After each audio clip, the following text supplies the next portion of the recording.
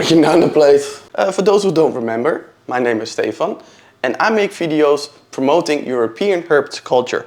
And I do that by visiting a whole lot of cool places and people who share their knowledge and the way they take care of their animals with us. The problem with that is that it is really inspiring, but also makes you take a hard look at your own reptile care. And I don't think I'm a bad keeper, but over the last 1.5 to 2 years, I have been dissatisfied about a lot of stuff. I even made a video about it a while ago.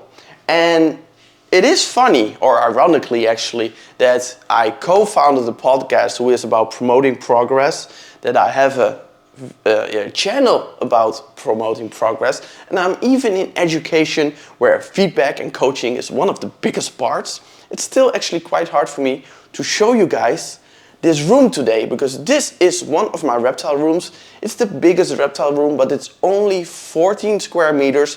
It looks a whole lot bigger from this angle. But this one is under construction. The animals are currently in hibernation. So this video is not necessarily about the animals. Most of them are in hibernation, but more about the things that I'm building, the stuff that I adjusted, and why I made certain chances. So for those who are interested in that, I always, when I visit people, I ask them about how they set things up and what was the reasoning. So for those who like that stuff, this is definitely gonna be a video because I'm gonna share with you what I've done, but also why I made those decisions. And I'm gonna start with some of the older stuff and then we are gonna progress to the new progress. Now this is some of the older stuff, so let's see what we have done here. So this rack is how I've been constructing all my racks over the last few years. And actually the video about building this one is one of my best viewed videos, and I really still like this way of constructing a rack. It's quick, it's relatively cheap, you can grow wood if you do it responsibly, so it's relatively okay for the environment, and you can adjust it really nicely. The problem is, at a certain point, I don't know, I just disliked the look of it a little bit and I had some issues. One of those issues is that I built all the way from the bottom to the top, having no airflow behind the racks, and that created mold issues. Now you can already see there are some aquariums in here, and although the room is really nicely ventilated, especially in my other room, which is more tropical, the humidity there is over 80%, you will get mold issues. So there's a lot of ways to prevent that. One of those things is airflow. So now all these racks are off the ground. So there used to be a terrarium underneath here, but that is now gone. And I'm really, really happy with that. Now there is some mess now underneath here, but eventually that will be gone. So it's very easy for me to clean. If you have been following the channel for a while, you might recognize this rack. It used to be in the tropical room, but now I've connected it to the other one. And you can see I built it in different times, so this annoys the hell out of me. But this is now here. There used to be Malayamis in here, but those are no longer in my collection. I made some choices, so those are no longer here. And I just really like that I have it here now, so I could upgrade some other animals. And you maybe see a poster here to show you what type of a nerd I am. I made like this poster in Canva showing the main species of this room, the climate graphs of these areas they are found in, and then dots where iNaturalist and some books show where those are found. So this room is gonna be around those 4 species. Platysternon, the big-headed turtle, both species of Saccalia, and Quora trifasciata. I actually have a few new ones here. 5 new ones, which are first generation babies from founder animals from Hong Kong. So that's perfect. So the idea is basically, this is so nerdy, I'm almost afraid to admit this. But basically the idea is that I'm gonna have this room based on around this area. Because in this area, the 4 main species that I will keep in this room, yes, there will be only 4 species of turtles in this room and a few animals that can thrive in the same climate, but only 4 species of turtles and a snake. I have a snake again, but that's for later. Is gonna be based on this area. At least that's the plan for now. you know, I've made a whole lot of changes and plans on this channel. So for now, this is the goal and this is why I'm moving towards. But yeah, when it comes to this rack, I've made the decision to raise it, having space for, 2 terrariums less basically, so a little bit space for more animals, but the quality of the room and therefore the animals I keep and focus on will improve. Now the goal is to have this rack and also all these Manaria out. These are going to another room, but this rack, at least the wood exchange for aluminium, and this is going to be probably my new building structure, but more on that later on the video. So yeah, that's basically what I've done, and I also taken off the tops. More airflow, more ventilation, better air quality, better for the animals, and also it prevents me from putting stuff on top of the racks, which looks just really cluttered. Now as you can see, there's a nice transfer to the ceiling. There's new color on the walls, and I've chosen to include the ceiling. It was a difficult choice and I had some doubts, but it actually turned out really well. And the reason for that is, maybe you have noticed already, there is this like tubing system all around the room. If you're dizzy already, maybe put it on pause. But this whole system is leading to this point. And this point is gonna be connected to an XL version of an air pump. This is gonna be a pressurized air system, and you can see there are already splitters which will be driving on my filtration. I am driving most of my filtration on air because it is safe, it is relatively cheap, and there's no vibration in the room. I do sometimes wonder with all the mechanical like internal filters if the animals can actually hear it. So if it's not needed, I will use it for some setups, but I don't want to have electrical parts in the water. So yeah, this is going to be the air system, and I've actually had this PVC for more than 2 years now, and I'm so happy that's finally up there. Only a few more things and then it's done. Basically a connector, that's all I need. I have the tube already, I need to connect it. That's about it. Now this white tube, I have rerouted my electrical. Now I live in a rental home, so what I've done is I've made these, focusing on there, I've put in these, and those are now split off. As you can see, there's 2, one over there, one over there, and there's 2 more there, and those are going to the other side of the room. It's like we're in Six Flags. So it basically means that one of these boxes is going to be connected to one system. So one box, one system, one box, one baby system, one box, system here and there. Okay, I'm moving a lot now. I will move a bit slower. As you can see here, there's more holders, and that is because I also want a central watering system to refill all the setups.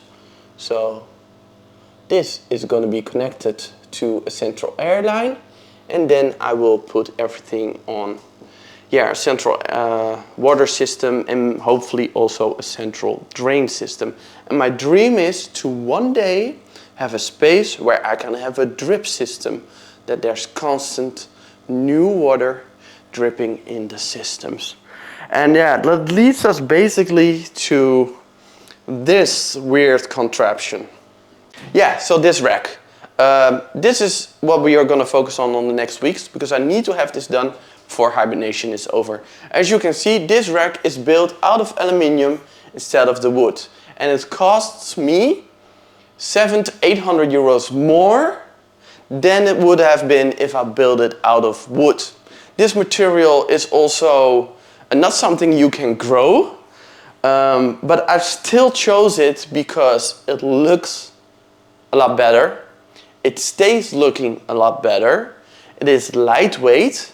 It is not as thick of a material compared to wood to have the same strength.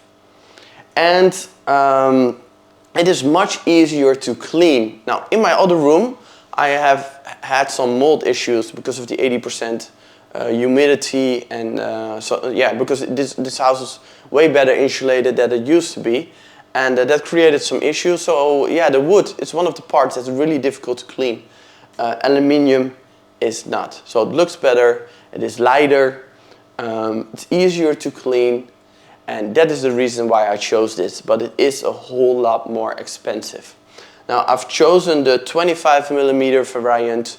The connectors have a steel core in there, and that makes it a whole lot stronger. And in this rack there's going to be 3 rows with these boxes. These are 80 centimeters deep, and these are going to house 1 Saccalia. So all my Saccalia will be kept individually in here and no longer in the turtle tubs. Now these, if I raise the water to like 25 centimeters, have a whole lot more volume than the turtle tubs. If I buy 12, they are about 40 euros each, and they are the same size as these aquariums, which I needed to have custom built, which were about 175 euros each. Now, why I chose plastic over glass is something that I will devote a whole video to. It did meant that using plastic, I did have to make one big compromise. And that is, of course, how it looks. It doesn't look as nice as glass, but also, as you can see, there's a shelf here.